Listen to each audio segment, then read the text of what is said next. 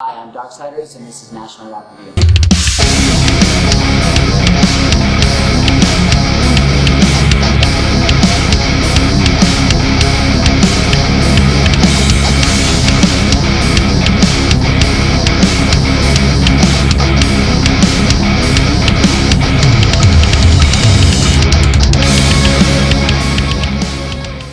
So, how long have you guys been out on tour this time around?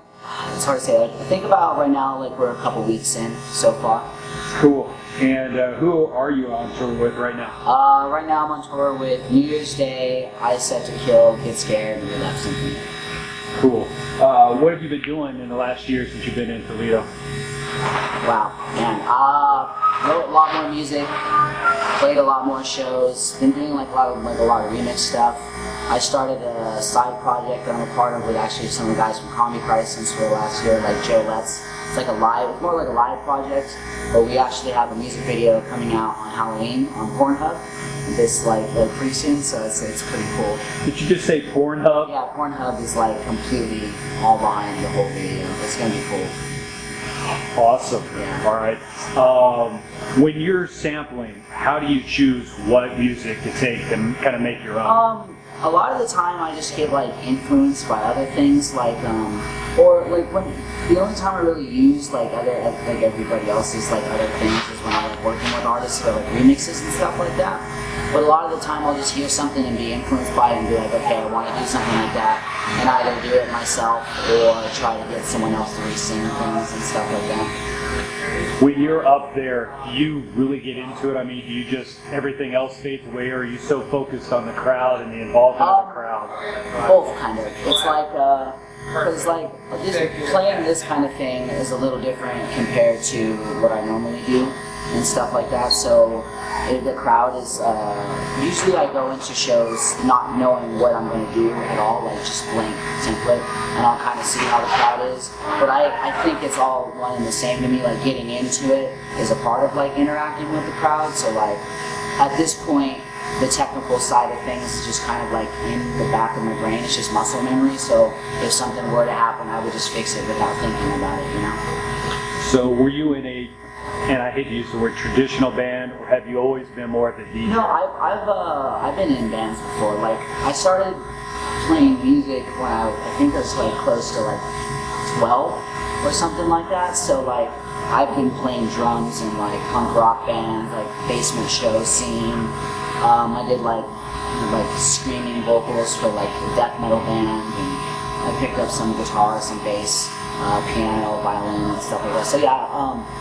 I most definitely like been in other bands, and that's like learning how to play, or being a drummer before DJing was actually like really great because it taught me how to keep time and tempo.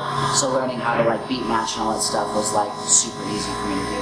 Do you prefer being a solo artist, or is it kind of one of those? I really enjoy being a solo artist. Like I've been in bands, and you know, it's like you're dealing with people, and it's not to say that it's like there's like times I missed like the interaction between other people on stage. Like it's a different kind of like live performance, but when it comes down to it, being able to make more of my own decisions, and you know, I don't have to split my what I make with anybody or anything, you know.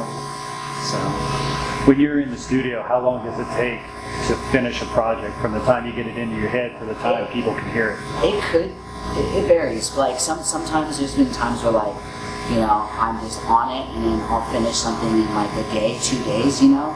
But then there's other times where it could take like a month or something like that. And it depends if it's like an original, a remix, or sometimes what I do, like what I'm doing right now, is like I'm working on stuff on the road on my laptop, so it's like just like shitty computer virtual, like not like my full studio stuff, you know? It's like just typical like low latency virtual instruments, and I'm just like writing ideas and templates, and then I'll go back and then do that and then finishing there. You've been out with a lot of different bands, a lot of different people. Do you find it hard to get on tours, or at this point are you known well enough that people are like, sure? Yeah, no, it hasn't been that hard, honestly. Like it's one of those things where it's like it's at the point where I'm able to kind of pick and choose, you know what I mean? Like when I went out with Comedy Crisis, that was like the first time, but it was like I was friends with them and it was great. And then this one worked out too because it's like I've already been friends New Year's Day, and then so it's like it works out because like I'm on their bus and everything, so it's like we've already been friends. It's like, you know, for a while, so it's not a problem. What's been your favorite show so far, just overall, since you started out? Ah man, there's been some pretty good ones. I would say Cleveland was probably the coolest one though. That one was like on top. And one of the parts that made that show for me too is like the lighting guy there was like insane. So like the way he did the lights for it, because like for what I do, lights are kind of an important thing because I'm one person, you know, there's only so much I can do at one time to keep everybody entertained. You know, like these kids are used to going and watching bands and being able to watch like 5 different people, you know, so I need a little extra help sometimes. If there was an aspiring DJ that wanted a pointer, what would be the one lesson you've learned right now that you would definitely pass on to somebody else? Don't take shortcuts. Like seriously, just put your time in and learn how to do it like the old way, the proper way. Don't rely on like computers to do everything for you. Like spend your time like actually learning your levels, you know, how to like mix everything, like how to beat match on time without like looking at something, how to hear it. Because there's going to be times where you're going to play shows and something's going to go wrong, and if you don't know how to do anything on the fly or just do it without thinking about it, your whole set's fucked and you're just going to be a baby and you're going to cry about it and walk away. So that leads me perfectly. A while ago, I interviewed Cell Dweller and Blue Stolly. Okay, yeah. Their worst moment was they were on stage, they were performing, but everything was through their ears. Yeah. And they had no idea that there was no sound going out to the audience at all. Oh, man. So like for the first song, it was just nothing. Have you had an experience that you just kind of have to laugh at now? Oh, totally. There's been some stuff like that too. And then there's been times where it's like, oh, you know, something isn't the volume of something else, or like I remember I played half a set without my lights on and didn't know, you know what I mean? And one of the rodeo, this is on this tour, and then the rodeo was like, you can't hear the couch, and he's like, hey, your screen's not on, and I was like, oh, I had to like jump down and jiggle with it, but like still be doing something at the same time, like in the middle of something. But like things like that are like kind of fun because I like the challenge of small things like that, you know, like when things start to kind of go wrong, it's like, I like the pressure of trying to fix it and still be able to play at the same time. I don't know, it's like an accomplishment when you make it work, you know? So what would be the current project that you'd like people to check out if they haven't checked it out already? I mean, right now there's pretty much just 2 main ones. There's like the Darksiderz thing, like after this I'm going like I've got some songs already done, but my goal is to finish like a 15-track album by before summer, so like it comes out for like festival season, and then doing the same, writing another album for the Fake Friends project. So like after this tour, I'm going to be writing a lot, and then like co-producing with some other people and bringing in like some other vocalists and really trying to work with like a lot of people that like from like people have networks from these tours and stuff like that. Being a DJ is a little different than being in a band. Is a label as important to you to make an album, or are you the epitome of DIY? Yeah, I mean like certain labels are like cool, but it's like that's more of like it's a crew thing, you know what I mean? It's like the label, it doesn't really fund much of what you're doing because like everything that I have at my home, I am the audio engineer. I have all the software, the hardware, like I do everything. So I don't need funding from the label. The label is more like a family, you know what I mean? It's like people will know because you're on this label, you're in this group of a sound or a type. So like if people look for that, they know that that's what they're gonna get. So it's not as important. Honestly, this past year, I've been releasing music for free just via SoundCloud mainly. So is merch as important to you? It's becoming more important. It's like not the most important thing because like when I normally play, like it's not like this world of stuff. So it's like I'm playing at like nightclubs, you know, like people aren't gonna go to a corner. They just want to get trashed and dance all night, you know. It's like that's not the thing. If they wanted to buy something, they'd go online or something like that. But like for this, it's like, it's different, you know what I mean? Like, I've been throwing t-shirts and stuff, and then, like, I'm already almost out of some of the merch that's, like, not up right now, and, like, so it's just, like, I've been selling a lot, and it's cool, but for me, it's, if I'm not doing this kind of tour, it's not the biggest priority. Where would you like to see yourself in, say, another year or two? Just promoting that album, working on new stuff, doing the festivals? Most definitely, like, doing the festivals. Yeah, and I want to be able to run off that album for, like, a while, you know what I mean, once it's done.